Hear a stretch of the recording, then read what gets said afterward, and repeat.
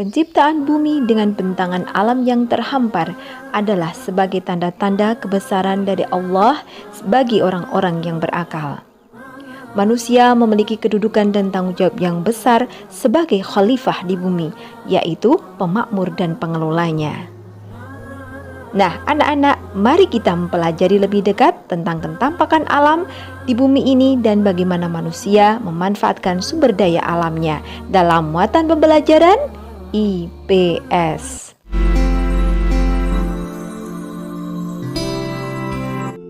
Assalamualaikum warahmatullahi wabarakatuh. Apa kabar anak-anak? Tetap semangat dan giat belajar ya. Bersua kembali dengan Bu Yuli Yuda. Bersama kita akan belajar muatan pembelajaran IPS tema 3, subtema 1 dan 2 tentang karakteristik ketampakan alam dan pemanfaatan sumber daya alam. Namun sebelum aktivitas belajar kita mulai, kita berdoa terlebih dahulu. Bismillahirrahmanirrahim. Rabbi zidni ilman warzuqni fahman. Amin. Wilayah Indonesia memiliki ketampakan alam yang begitu luas dan berbeda-beda. Apa itu ketampakan alam? Ketampakan alam adalah wujud permukaan bumi yang terbentuk secara alami. Nah, ketampakan alam dibedakan menjadi dua. Yang pertama adalah wilayah daratan. Yang kedua, wilayah perairan. Wilayah daratan memiliki bentuk yang padat dan tidak digenangi air. Yang termasuk dalam wilayah daratan adalah yang pertama, dataran rendah. Ciri-cirinya, wilayah dengan ketinggian 0 sampai 500 meter di atas permukaan laut. Cocok untuk area perumahan, perindustrian, perkantoran, pertanian, dan perkebunan. Sedangkan mata pencahariannya adalah buruh, petani, peternak, wirausaha, pedagang, serta pegawai kantor. Ketampakan yang kedua adalah pantai.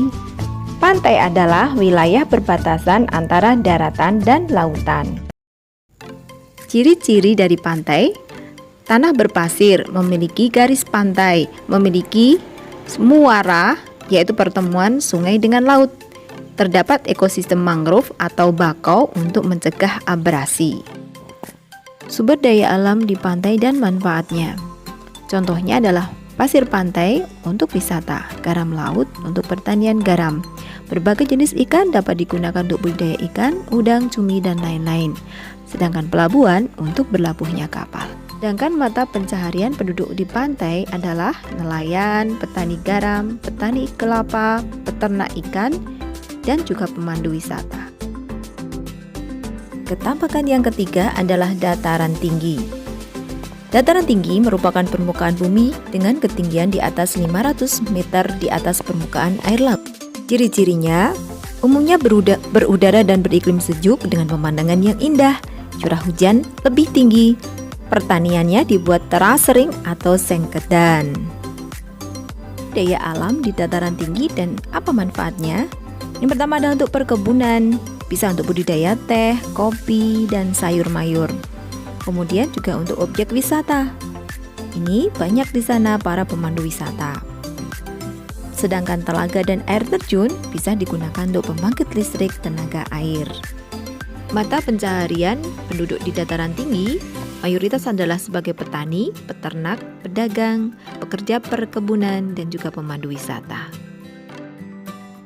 Ketampakan alam berikutnya adalah gunung dan pegunungan.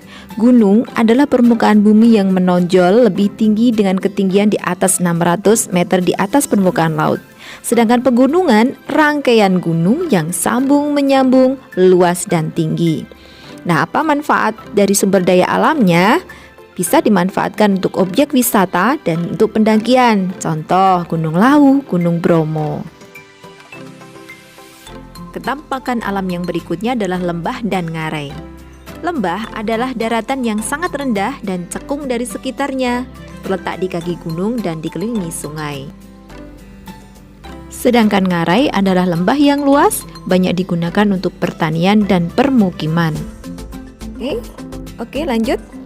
yaitu tentang tanjung dan semenanjung.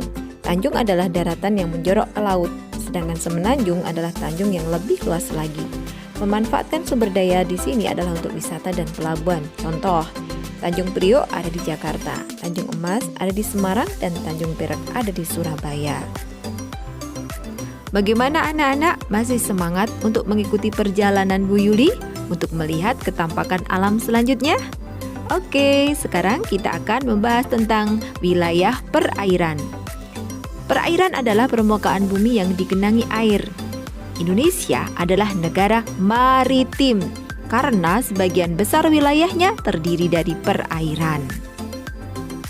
Berikut bentang alam yang termasuk dalam wilayah perairan. Yang pertama adalah sungai. Sungai adalah aliran air yang besar yang terdapat di daratan. Hulu sungainya ada di dataran tinggi, sedangkan hilir atau muaranya ada di danau atau laut.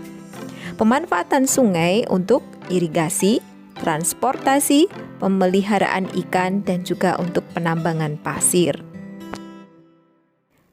Yang kedua adalah danau. Apa itu danau? Danau adalah genangan air yang luas dan dikelilingi daratan. Dibedakan menjadi dua, ada danau alami dan danau buatan. Pemanfaatan dari danau digunakan untuk perikanan, untuk irigasi atau pengairan sawah, dan kemudian PLTA atau pembangkit listrik tenaga air, dan yang terakhir bisa digunakan untuk wisata. Yang ketiga adalah rawa. Rawa merupakan tanah yang rendah yang digenangi air. Biasanya banyak tumbuhan airnya. Dasar dari rawa ini adalah tanah yang berlumpur. Manfaat dari rawa adalah untuk cadangan air, mencegah banjir, sebagai sumber makanan, dan juga untuk mencegah abrasi yang ada di pantai. Tampakan alam berikutnya adalah laut. Laut ini ada di perairan, merupakan kumpulan air asin yang menggenangi sebagian besar permukaan bumi, memisahkan daratan menjadi pulau, beberapa pulau dan juga benua. Laut yang sangat luas dinamakan samudera, digunakan untuk lalu lintas kapal. Juga merupakan sumber makanan, ada udang, ikan, lobster, rumput laut, kerang, dan lain-lain. Bahkan di lepas pantai juga ada tambang minyak bumi. Yang kelima adalah selat. Selat adalah laut sempit yang menghubungkan dua pulau atau lebih yang berdekatan. Nah, contoh selat yang ada di Pulau Jawa ada Selat Sunda menghubungkan antara Pulau Sumatera dan Pulau Jawa. Selat Bali ada Selat Madura yang menghubungkan Pulau Madura dengan Pulau Jawa. Di Selat Madura ada Jembatan Suramadu, jembatan yang paling panjang di Indonesia. Tampakan yang berikutnya adalah teluk. Teluk adalah bagian laut yang menjorok ke daratan. Teluk merupakan laut yang pantainya melengkung. Perairannya lebih tenang sehingga banyak dipakai untuk berlabuhnya kapal-kapal besar ataupun perahu para nelayan. Demikian tadi materi pembelajaran kita. Selamat belajar ya anak-anak. Kerjakan tugas IPS-nya dengan senang. Sampai jumpa di pembelajaran IPS yang akan datang insyaallah. Barakallahu fikum. Wassalamualaikum warahmatullahi wabarakatuh.